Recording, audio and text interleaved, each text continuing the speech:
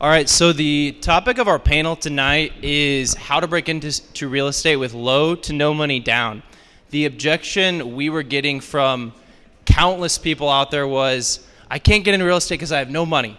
You've heard that from everyone, including yourself. So we intentionally picked panelists. They're all quite young. They all got some years ahead of them, and they've scaled up in real estate using very unique strategies that didn't involve as much capital from their own pockets. Now, I'm sure they contributed some from their pockets, but that's going to be the theme tonight. We will have some audience questions at the end, and we need some brave souls to perk up and raise their hands. So if you have a question, keep that in mind. All right, so we'll kick it off. So first question of the night for our panelists is more of a bio, like who are you? So number one, how did you start in real estate? What are you working on now? What are you known for? What do you do? And then what is your exit strategy, which is kind of like, what is your why? What are you working towards?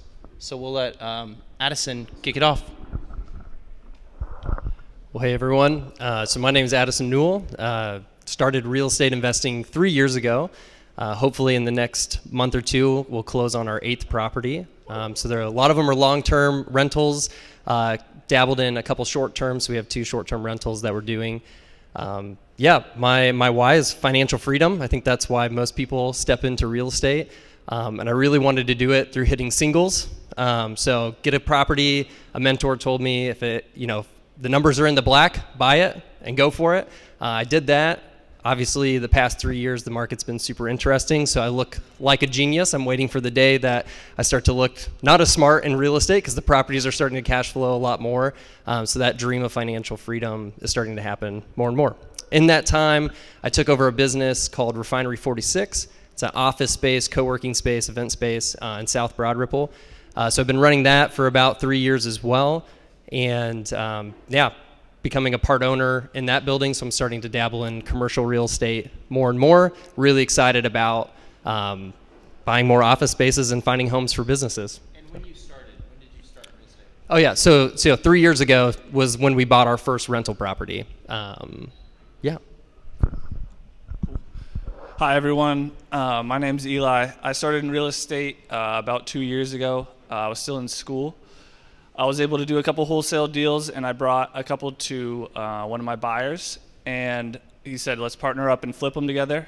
He ended up funding my first 4 or 5 deals. I lost $50K in my first deal, but I had enough money from the other deals to cover it. It took like maybe 8 or 10 months to finish the first deal, but was lucky enough that he'd funded the other deals while that one was in progress.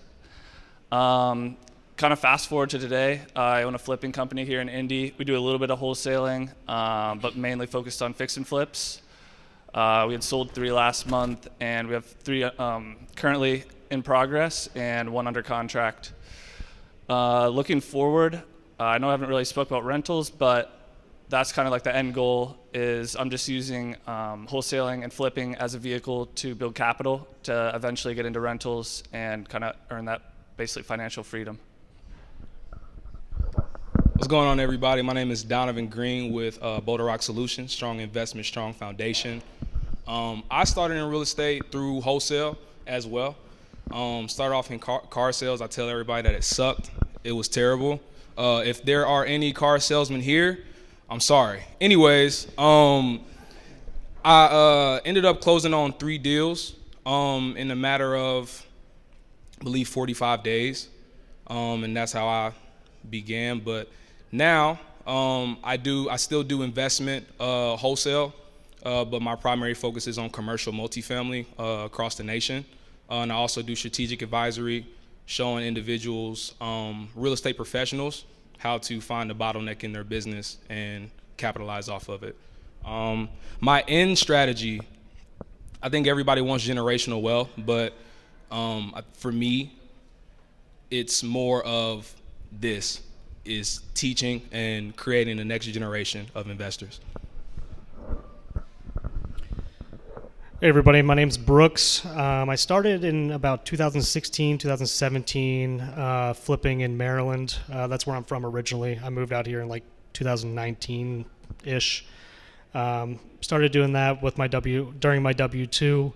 Had a couple rentals there as well. Once I moved here, started just doing building my personal portfolio of short or long-term rentals, and then eventually started looking for deals on my own just because I got sick of relying on some of the wholesalers to buy their deals. So I started marketing myself just to see if I can get some of my own stuff in. So now we're kind of focused on wholesaling in general. Brought on a partner. You might have heard of him. Randy Placencia was over at Simple.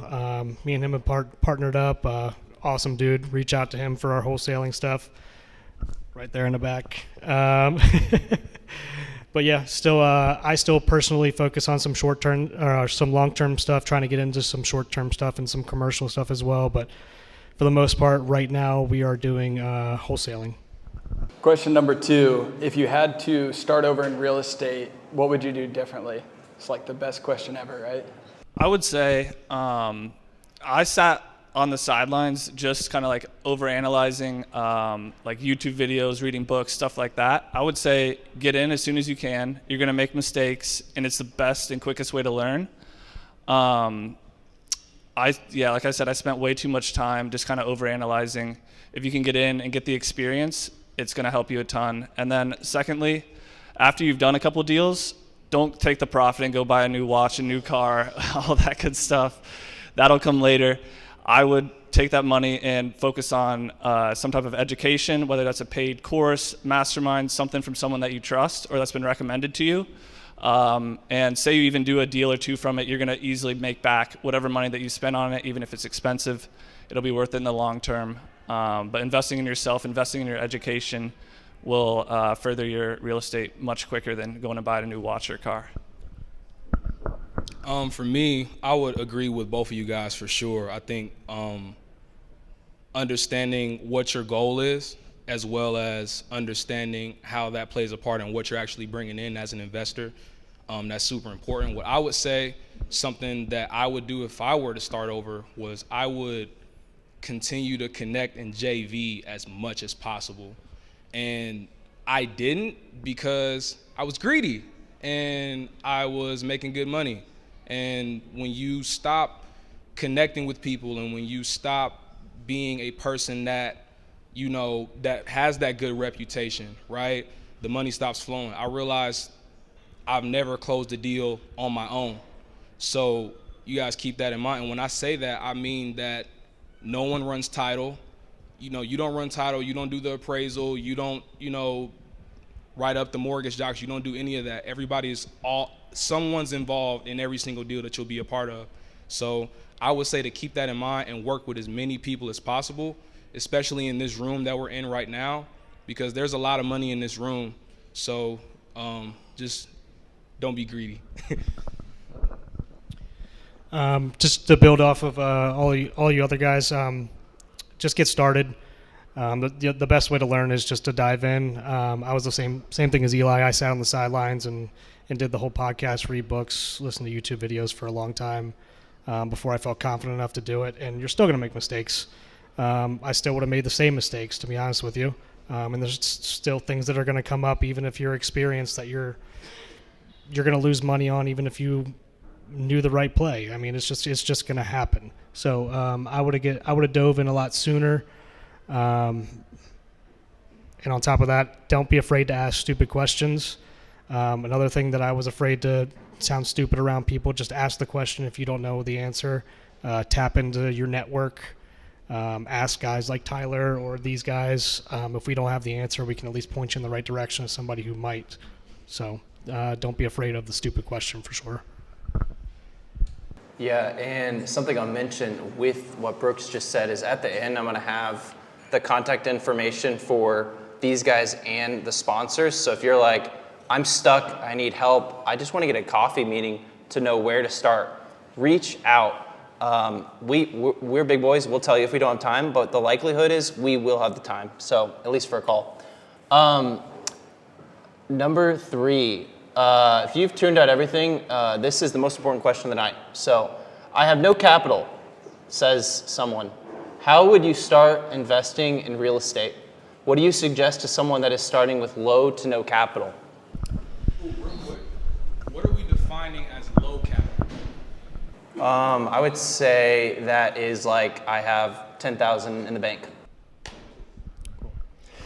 So I think if you listen to Bigger Pockets or enough other podcasts that people talk about wealth building, the first thing everybody advises on is get control of your finances, right? If your burn rate, your expenses are super high, and you can't manage your own money, you shouldn't be taking other people's money. You shouldn't be getting their capital involved into your mess, because then it's just going to be a bigger pain point down the road. So do a quick analysis, make sure you are in control of your budget, you feel comfortable with that.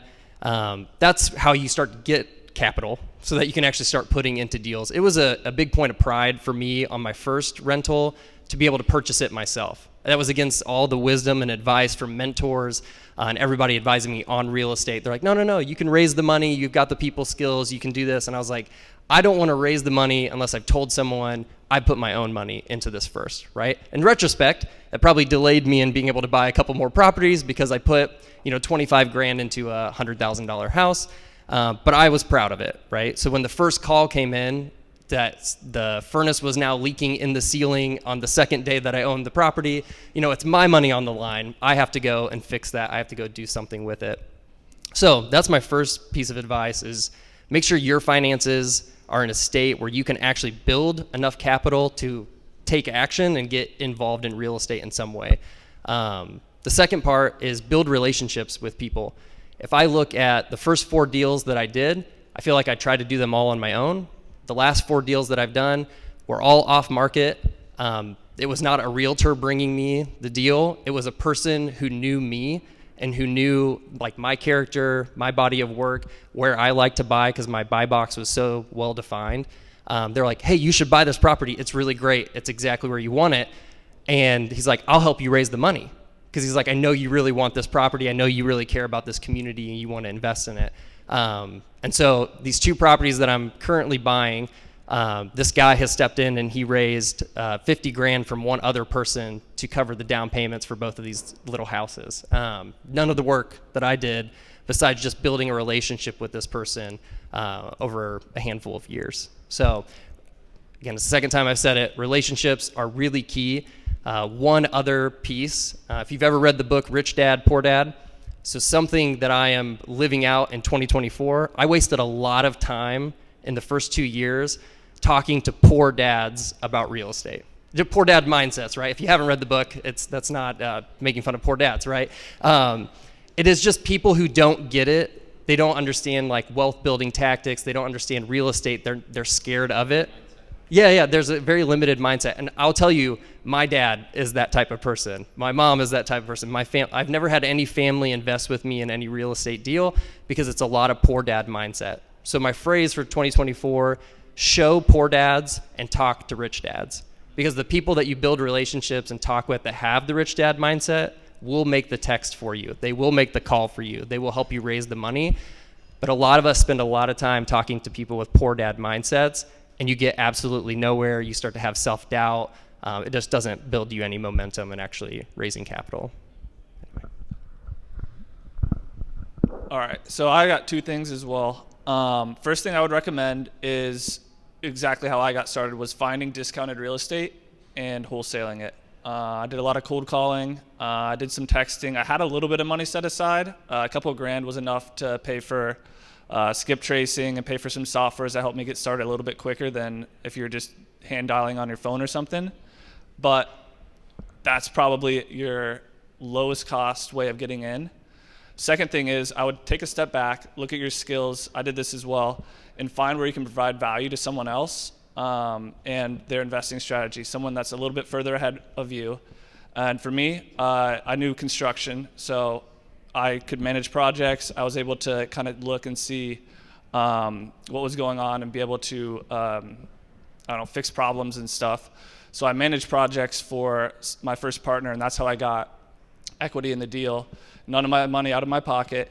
It was all his money, but it was just my time spent at the property. So ideally, it's something where your partner's lacking in something, you're able to make it up with some skills that you have. You stole mine. Little to no money. The first thing that I would do is get a system, a free system, or I'll do two things too. We're doing two things. I'll do two things. So the first thing that I would do before a system is I would write out what your goals are. That's free, right? So if I write out, I want to make, let's just say I want to make $10,000 over the next 6 months or whatever, or 25 or whatever the number is for you. Then it's going to be easier for you to work that back into quantifiable steps. So I would start off with charting a course for yourself, because I know how I am, and I know that if I don't have it written out or on paper where I can tangibly see it, I get frazzled and I start to do stuff that's uncharacteristic to the course that I am trying to chart. So that would be the first thing I would do, is write out your goals and find individuals that are adding value or that you know would know something about it, and say, hey, like if I come to Tyler and I say, hey, Tyler, look, this is what I want to bring in. This is what I'm trying to do. What do you think? What are your thoughts on this? Eli, what are your thoughts on this? Brooks, what are your thoughts on this, right? This is what I'm trying to do. Now I'm bringing people in from my sphere of influence that can help me accomplish what I'm setting out. Now, the second thing you want to do is get systems and processes. Now, what I mean by that is a CRM of some sort. If you're making calls, a dialer, things that, now this isn't no money, but there are no money, strategies. I closed my first deals by, dialing by hand, but that took a lot of willpower, and I was hungry. So if you hungry and you don't have no money at all, then do what you got to do. If you got a couple dollars to spare, I would suggest using things that's going to help you optimize and maximize your time. A CRM that I used to start off that was free is HubSpot. That's what I used when I started off. For those of you who have Apple products, I linked all of my contacts to HubSpot, so everybody that I called would pop up in HubSpot, so that way I wouldn't have to do it by hand. So Excel sheets are a little, archaic to me. Sorry, Addison, but Excel sheets are a little archaic when it comes to holding, people's data. But those would be the two things that I would do. I would chart out my goals. What am I actually trying to accomplish? Because money isn't the important part. The money will come if you know that you're trying to add value. So start there. If you start adding value first, to what we're all saying, right? If you start by building a reputation and adding value, the money will come naturally. Put yourself around people that are going to help you do that, and then get a system to stay organized. I guess what I got for you, a couple things. If you're truly starting out with zero money or anything like that, depending on what your investment strategy is, if you're looking to wholesale or if you're looking to actually get some capital in the bank, I would reach out to somebody like myself or Randy, Warren, or some of the bigger wholesalers in the area and see what they're looking for. What are they buying right now? Maybe you can be that bird dog for them. Maybe you can start cold calling some of these other people. Skip tracing doesn't cost that much. It's like 9 cents to 12 cents per property. So if you're driving through and see a rundown property, you can get a hold of that person. You can bring it to somebody and make a couple $1,000s or whatever it is and bring it to another wholesaler. It's a good way to get capital in the bank.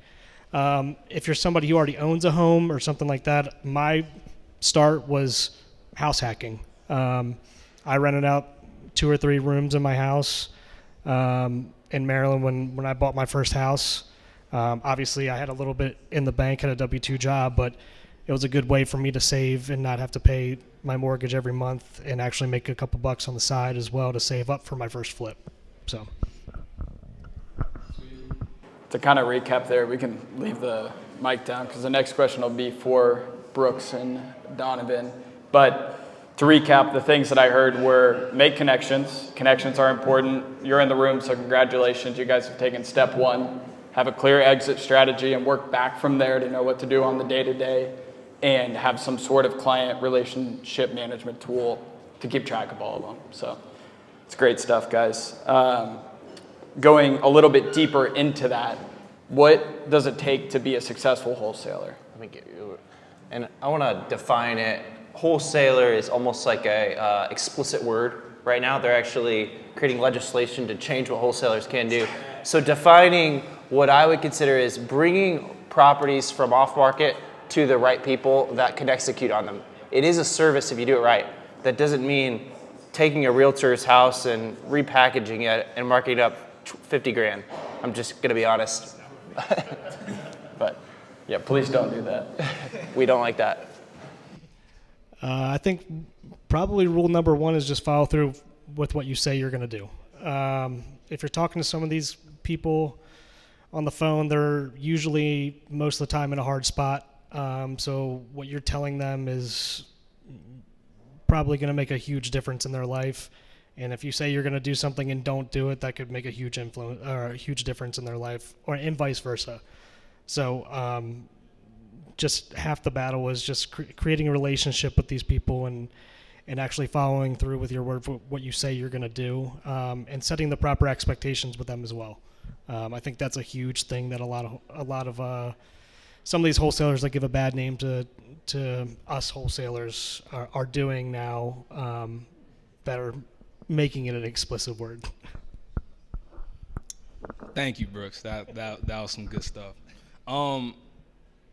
I think I've said this to Tyler before, but I don't like the term wholesaler. I see wholesale as a tool and not an occupation. So Brooks doesn't just wholesale, he just uses wholesale as a tool or as a means to make money. He uses it as a service, right?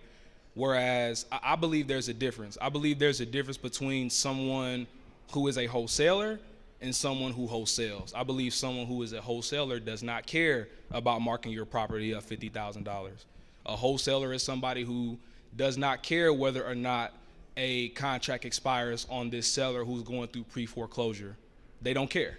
That's how I look at the term wholesaler versus someone who uses wholesale as, I think of it as Batman. You know, Batman has his tool belt or whatever. Like, that's how I think of wholesale. It's just one of many tools on my belt. But how to be successful, I think we talked briefly about it, staying organized, but not only following through with the individuals that you're serving as far as, you know, speaking with sellers, but following through with the people on the other end, the buyers that you're dealing with, you know, the contractors that you're dealing with, as well as creating an experience for both parties. So we're almost like underground realtors in a way, where it's not like a listing, you know, but we're still creating an experience for both the seller to get what they need and the buyer to get an awesome opportunity. So focus on that. Focus on creating an experience. What does your process look like?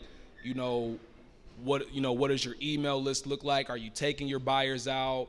What are you doing for the seller? Are you preparing, moving trucks, or whatever the case may be? Like, what is that experience where somebody's going to say, man, I'm going to recommend Brooks because he made selling my home so easy, or I'm going to reach out to Donovan because he made that so easy for me last time. Hey, here's this person's number. Call them. They'll take care of you. Even though they could easily go to Tyler or Max or, you know, any other of the realtors in here, but some people need a faster solution, especially if they're in those tight spots that we're talking about, right? So if we're in a tight spot, we don't need to be wasting any time. We need to be efficient. We need to be quick. That's the service and that's the value that you provide. So that's what I would say that would make you immediately successful. What is private equity? Have you ever used this strategy? What are the benefits and pitfalls of using private equity? Yeah, when we were going over these questions beforehand, my first response was don't do it with private equity. But that's because my kind of long-term strategy is financial freedom for myself. So every minute I put into a property, I want as much of that profit back. So out of the kind of 8 deals we have, only one of them do I have equity shared with somebody else. And it pains me every single time that property makes a ton of money. I'm like, oh, I only get 60% of that, you know. So, but in the same realm, I put no money into that property. That person brought all the cash. I operate it. It happens to also be an Airbnb, so there's a little bit more headache that comes with that one as well. But it was a great way to get into a property that otherwise, at that time, I did not have enough money. Even if I did the kind of private capital raised debt route, I could not have got it. So I definitely needed the cash buyer to come in and to partner with them. So they got us into a deal that otherwise I could not have had access to. But one thing I would say on that, it is truly a partnership. You need to make sure if you are, you might think, oh, they're just bringing the money, I'm going to operate it, that's it. I mean, there's so many little nuances that go into it. My long-term rentals, I file them with my taxes. This thing's got its own LLC. It needs its own tax filing, which is expensive, and all these other things start coming in. You start getting nickeled and dimed on your insurance is different. You can't just bundle that with your Allstate agent. You got to go get a different type of policy somewhere else. So it was a little bit of a masterclass in what partnerships look like, and those are not for the faint of heart. So whenever you're dealing with equity, you got to know who you're getting into business with. Make sure your values and what you want align with what they want out of this, because there will be problems if you do not hash all of that out. And it'll feel very yucky and awful as you go through that process. It'll feel like you're very accusing the other person of like, well, in the worst case scenario, you're going to do this thing to me. And it's like, no. It's okay to go through that and get it all on paper and make sure that everyone knows the exit strategy if it all blew up one day. So good learning experience, but I was not a big fan. I like owning all of my own real estate. So. Yeah, I'll answer. Yeah, Addison pretty much nailed it. There has to be some type of value add for you that you cannot bring to the table that your partner is going to bring. So you're either doing like twice the amount of deals, it's like 50-50. It has to be some type of benefit for you. If not, why are you just not doing it on your own? It doesn't make a ton of sense. For me, I did it with my first partnership. I needed to get into real estate somehow. And he was basically providing all the cash, like I mentioned before. This was something I couldn't do, and it was my kind of like foot in the door. So opportunities like that, definitely take them, definitely recommend them. But like you said, it's pretty tough to basically scale and stuff if someone's taking either 50% of your equity or something along those lines. I know, no, I'm kidding. I know a little bit about private equity. I have not used it. One thing that I will say that I know for sure from what I've seen from my own personal network, what a pitfall would be is not properly vetting the individuals that you are getting money from. That I would say is self-explanatory. And with lenders as well, because there are big lenders that make these big elaborate fake websites and try to get your social security number, and they want all this stuff, and that can be very, very, very, very dangerous. So don't be so thirsty to make a deal and put yourself and your personal information at risk. But to what Eli said as well, make sure that you are. So for a lot of us in here, I feel like the first thing that you need to do is find a good deal. I was talking with an individual earlier where the buyers, at least for wholesale, right, Brooks? For wholesale, the buyer part, that's easy. What's not always easy is finding a good deal and finding something that somebody is willing to rent or flip or maybe even live in, right? You have some individuals that want this as a homestead property. So, but as far as private equity, just make sure that you're protecting yourself and being smart investors. Yeah, I think this kind of plays into with what you guys said with one of the other questions with no or low money saved up or anything like that. This is a good way to break in for sure, and to cut your teeth a little bit. If you can come in and be like the operating partner, whereas somebody else is going to be the money partner. Not related to real estate, I guess. I've bought a couple other businesses where I've been the operating partner.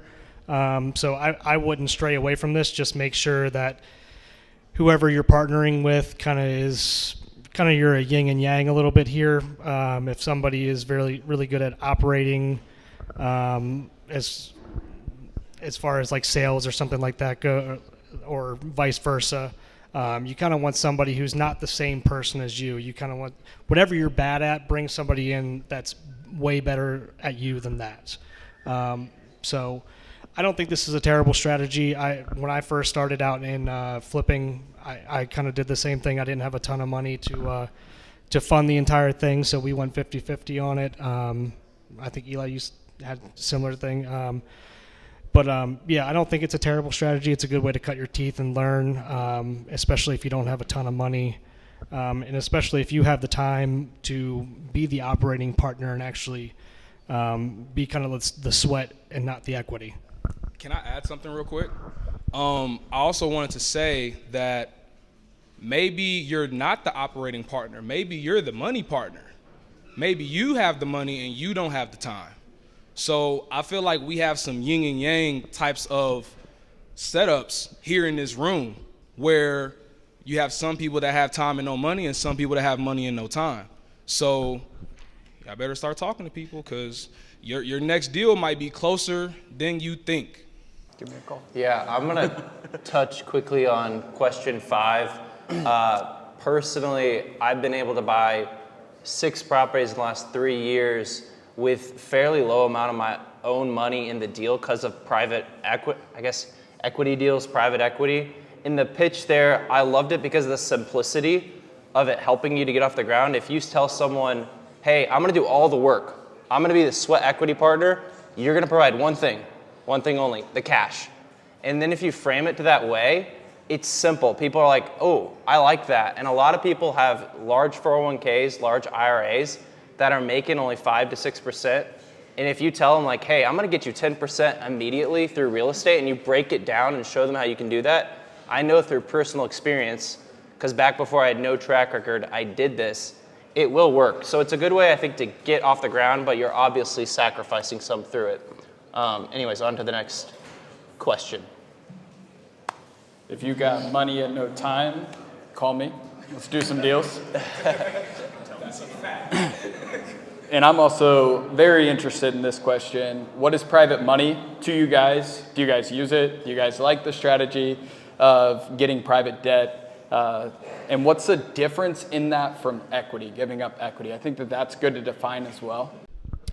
Yeah, so for private debt, when you're raising debt with somebody versus raising equity with them, the benefit of debt is there's no risk to that person in terms of if property tanks, they have guaranteed money that's coming back to them, again, depending on your legal contract and everything else that you have in your relationship with them. So I personally love raising private debt with people. I'm very clear to tell them like, hey, you're not owning this property, but this is what's guaranteeing basically the investment you're going to make with me. Here's how the property cash flows. Here's how I'm going to pay you back.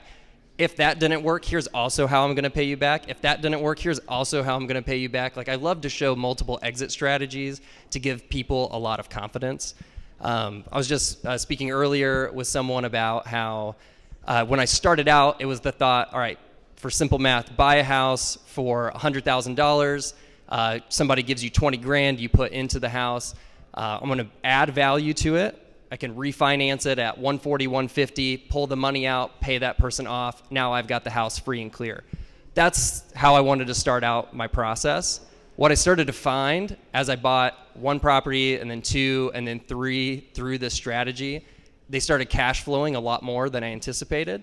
And when the time came to pay that first investor back, so for some specifics, they signed a promissory note. There was no interest payments. It was all one big balloon payment at the end after 2 years. All the properties had cash flowed enough that I just wrote a check straight out of my operating account for my rentals. I didn't have to refinance a single property, and that paid that person off. And then as I bought another one, it kept going and it started snowballing. And now the next investor's coming up, the cash flow is going to pay them off. And then the same thing and the same thing. So that was something I didn't expect with this. And so I keep getting to hold this like refinance strategy as a lever that I can pull whenever I need to pull it. But my goal is to actually never pull that lever until I absolutely have to, because I love building the equity in the properties. And as they keep cash flowing and doing well, that gives me more and more flexibility to get more without pulling, any of the stored energy that I have in any of my properties. Question to follow up with you on that, Addison. Sorry about that. Question to follow up with you, Addison. the properties that are cash flowing super well, it sounds like a lot of them are, do those have a mortgage on them? Were they bought in cash? Like, how? So every property that I have, I bought 20% down. With the exception of one, we did like a DSTR loan or whatever, debt service coverage ratio loan. The rest were literally bought through Caliber Home Loans. So a big fan over there. They have all my info. So if I just send them a property, they're like, "Yep, you're approved. You can do this." So 20% down on the property, and basically I have all the money. I kind of if you've met Rex Fisher before, he always uses the phrase, keep your powder dry. So I always have the money in my account to be able to justify buying a property on my own. So then I go through the whole process, I get the loan on it, and then somebody comes in on the back end and says, hey, I'd love to invest with you on that property. So they replenish what I just spent on the property. They sign a promissory note with me on that. And then, we kind of start our 2-year cycle with that. So, yeah. Yeah, you nailed it. But I use private money for fix and flips, so a little bit different, but probably for 70% of my deals, I'm raising private money, so individuals with either extra money in their account, extra money in like an IRA or self-directed IRA that they'd like to fund my deals with. All deals are secured by a note and a mortgage. Mortgage is like the lien in the property, and then a promissory note is just kind of saying how much you're going to pay back and stuff. And yeah, I offer a pretty solid return on their money. They have no equity in the deal. They don't own any of the deal. They're just basically lending to me on it. And it's nice because you can kind of structure it any way you want. So if you want your like interest only or interest due at like the end when you either refinance or sell the property, that's perfect. You can pretty much. Can we break this down? What would a note from one of your private investors actually look like? And where would you go to execute that note? Just to break it down for people. Yeah, so normally the title company will write up like a note and a mortgage. They'll ask you and you'll outline basically like the terms and stuff that you want to see within, and then the title company would execute it. What rate are you getting? What rate are you getting from people for people? Like I'm giving people? Yeah, I give people like 12%. Maybe I'll throw in a point or two, just kind of depending on the situation and stuff. But it's nice because at closing, I'll get all the rehab funds wired to my account, so I don't have to wait on draws from hard money or anything like that. Everything just comes directly to me. And it's just a lot simpler, less hoops to jump through than hard money. There's no appraisal. The loan is basically basically backed by the asset. So as long as you're buying discounted real estate, there really shouldn't be a problem. Where you can run into some issues though, if you're just starting out, potentially running into issues with, hey, you don't really know exactly what you're doing. You can damage relationships, I guess, with people, friends or family that had lent you the money, and now you're in a bad situation because the rehab is $40,000 more than you're thinking it was, and hopefully that you're going to pay that back before you let your relationship suffer. But yeah, that's probably the biggest pitfall to it. I have a question for you two. I'm on the panel. I have a question. So when we're talking about private money, are we talking first position or second position?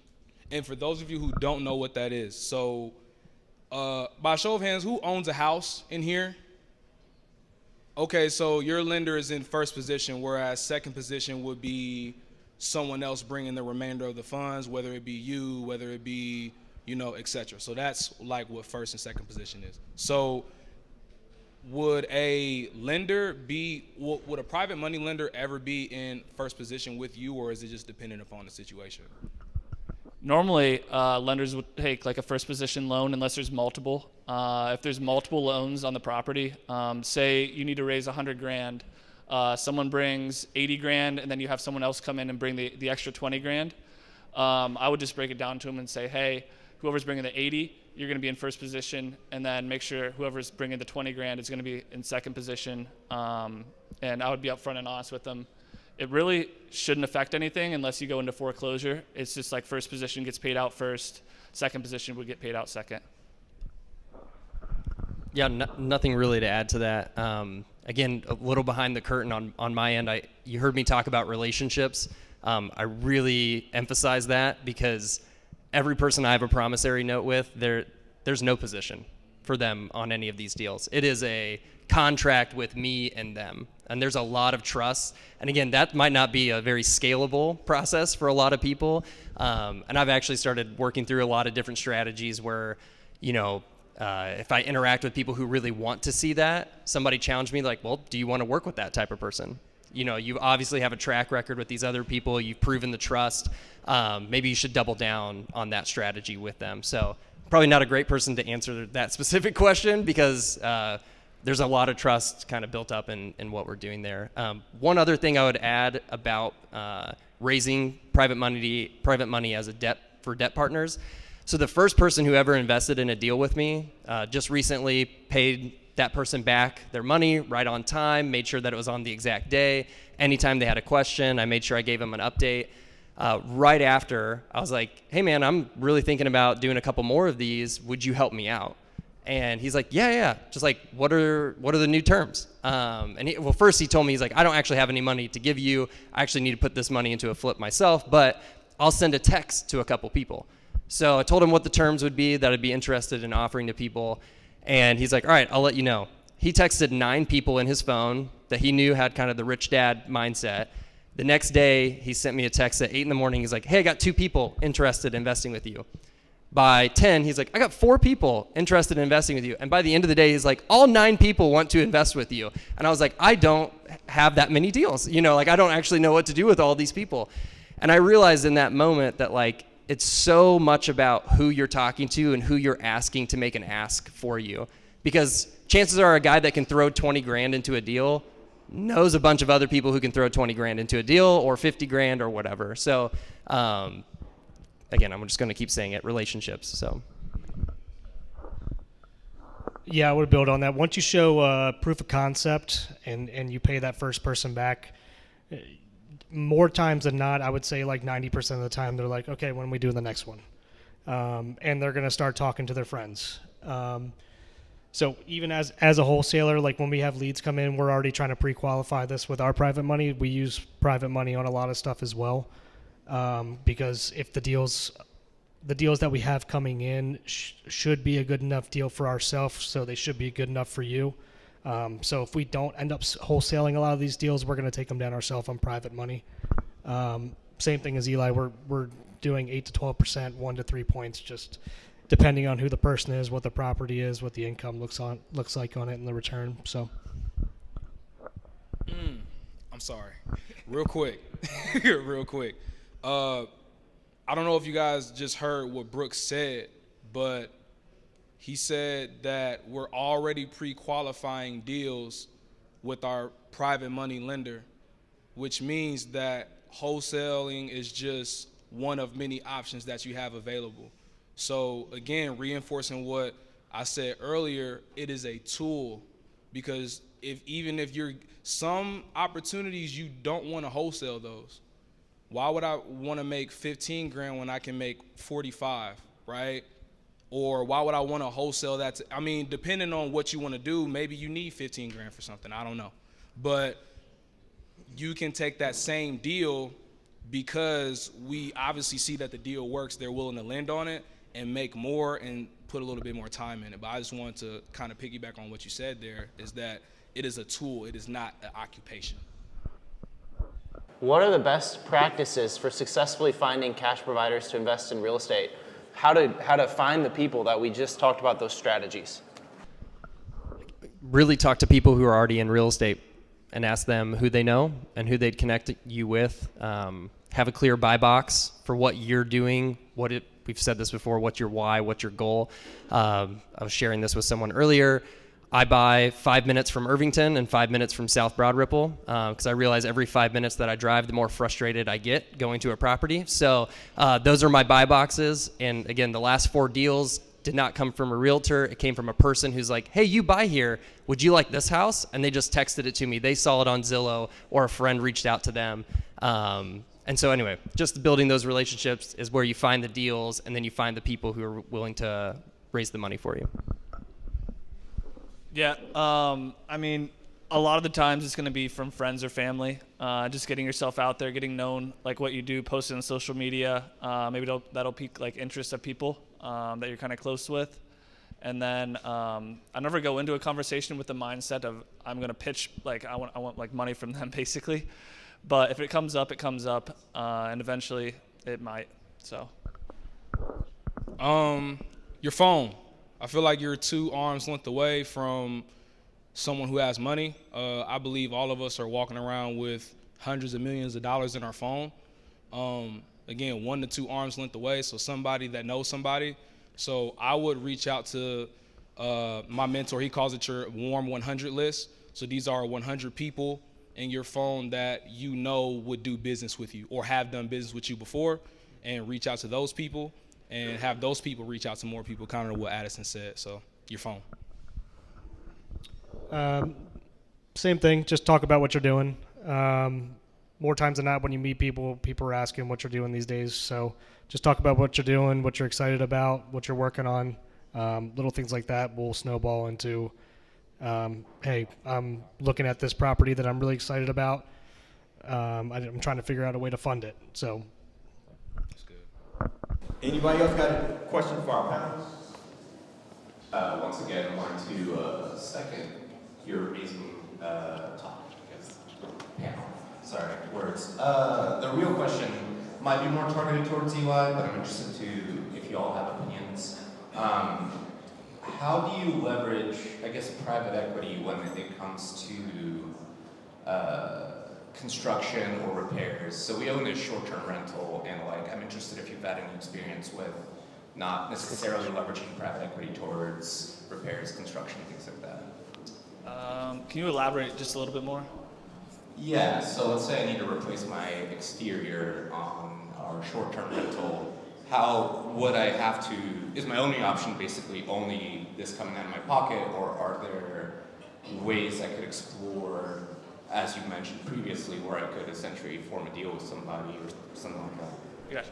Yeah, no, that makes sense. I haven't done it like that personally, but you definitely could. You could definitely offer up some type of equity in the property for someone that's coming out to do repairs, maintenance, something like that, or doing some type of like your siding or whatever you mentioned to do that. It's really up to you how you want to structure it and what you feel is, I guess, fair to give away in equity for what their work is, if that makes sense.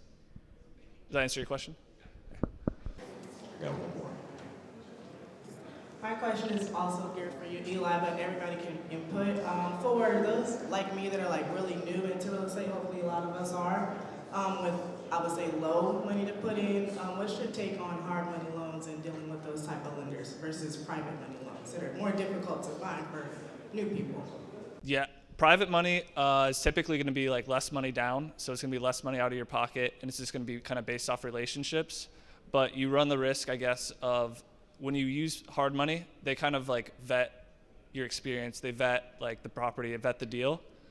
That's on your shoulders now if you're using private money. So it's a little bit more risk to you, but it's going to be less money out of your pocket. So if you're starting out, it would be a good idea to do like some type of partnership with someone that's done some deals before. Even if you're giving up a little bit, you're going to learn a lot from that person. So say you had someone that wanted to lend to you, you could partner up with someone, give them some equity to kind of show you like the ropes, make sure your underwriting is good, stuff like that. That way, the deals works out a little bit better. Yeah. Even if you know somebody who might not have all the money to basically be the money partner on this, the JV with you, they can partner with you.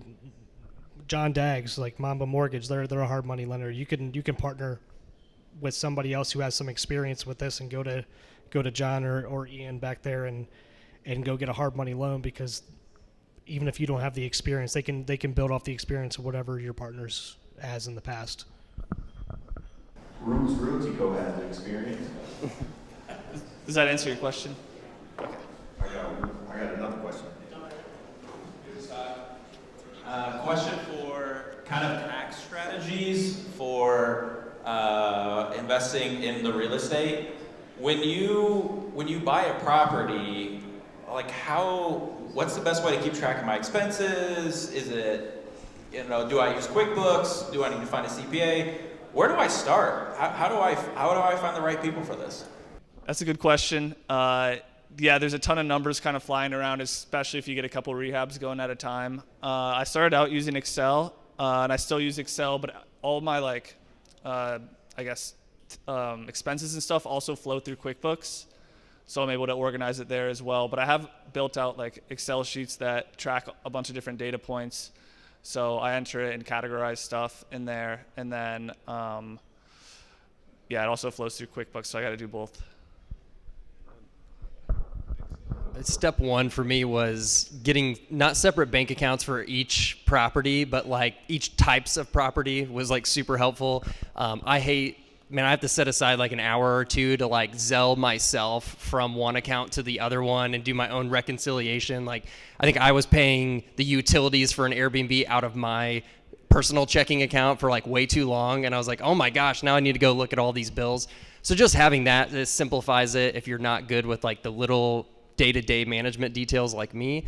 But then, I'm an Excel junkie, so I keep track of everything in there. I have way too much fun with it. Funny enough, Tyler and I actually share a virtual assistant, so that's something I have her help me out with as well, is like going through and categorizing things into an Excel document. Let her look at my credit card statements and stuff like that is really helpful. Thanks. So I think this one's primarily directed towards Addison, right? So you were mentioning off-market listings and using those to your advantage.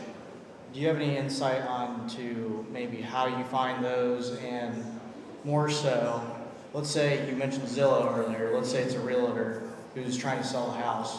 Have you kind of turned that into an off-market listing as well, but still getting the realtor paid? Yeah, so again, I'm broken record here with relationships and having a very clear buy box of exactly where I buy. So one guy, again, saw this house. It was fully furnished. Somebody was selling as an Airbnb. He actually didn't even know the seller. He just knew a guy who knew a guy who knew the seller. And through some text chain, they all got on together because this guy was like, I got a medium-term rental in here for 3 months.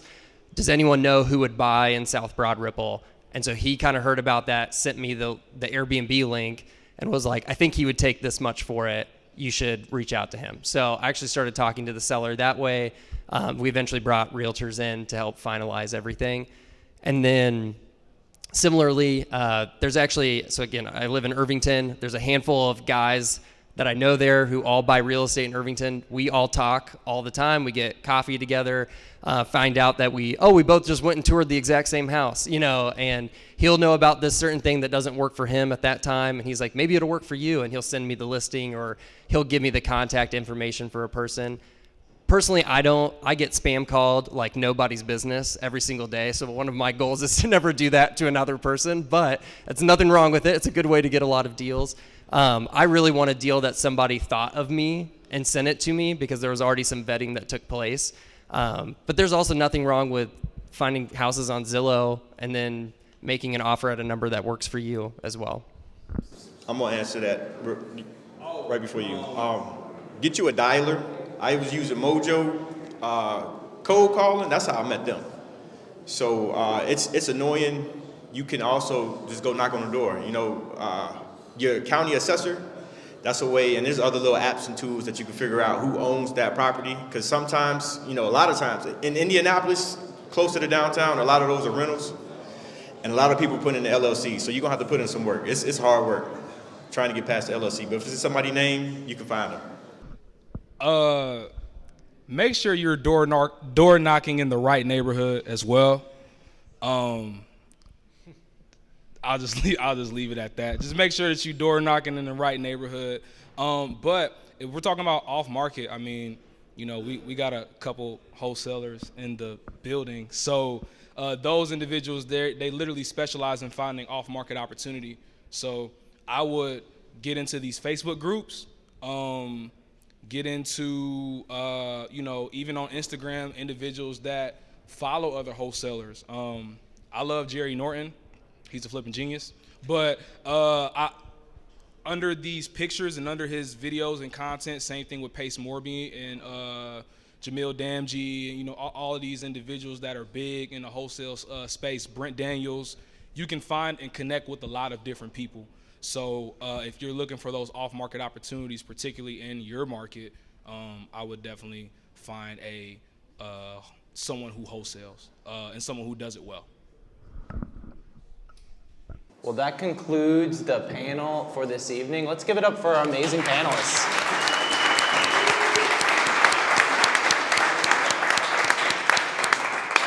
All right, so we do put in a lot of time and effort into planning these free events. So we do have some next steps. If you gained value here and you're wondering, what's my next step? I have three possible, I'm not gonna force you, of course, three possible next steps. One, the sponsors and the panelists' info is on a QR code. Two, if you're like, I need help, I wanna do this, but I don't know how, set up an intro call with one of us at Roots. There's a QR code for that as well. And then third, very important, we already have the date for the next one of these masterclasses. It's May 16th. Only people who get a ticket are gonna get a drink ticket. We actually sold out 250 of these tonight. There will be a limited amount. So if you wanna sign up for the next event, again, another QR code up there. Meet the panelists, meet the sponsors, enjoy the rest of the night. We don't have a lot of time, so make good use of it, but thanks so much for coming out, you guys. So.